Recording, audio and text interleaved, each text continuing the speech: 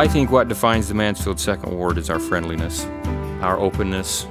It's very difficult for someone new to come through the door and not have a friendly face welcome them, with a pat on the back, with a handshake, saying, "Hey, how are you? Where are you from?"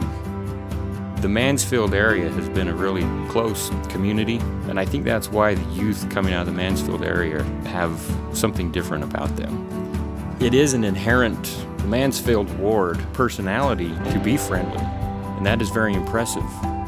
The Mansfield Second Ward has 212 households, or 212 families. There's 107 primary kids, a total of 78 youth, and our average attendance is very good. But Sunday, as soon as that third hour bell rings, the doors are open and people go. We don't know if they're healthy. We don't know if they're unemployed.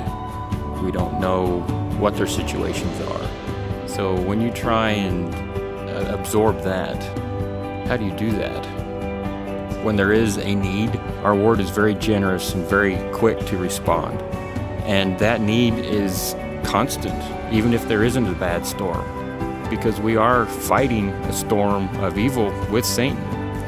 And there is a constant need to get into the homes of our ward members to see how they're doing, not just physically, but spiritually as well.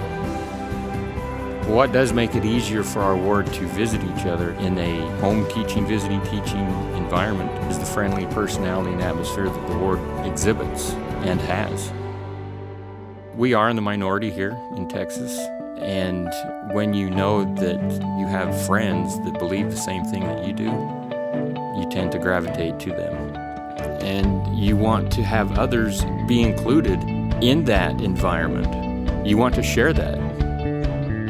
As we get into families' homes, we take a little bit of Christ with us into that home. As families of the ward, the home teachers and the visiting teachers, they come to you to include you in this wonderful environment that's known as the Mansfield Second Ward.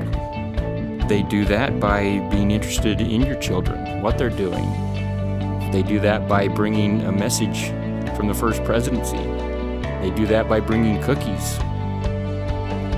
Well, I strongly encourage the home teachers and the visiting teachers, along with the families, to coordinate with each other, because we do live in a very busy world, and it's amazing the amount of activities that are planned every day, everything under the sun.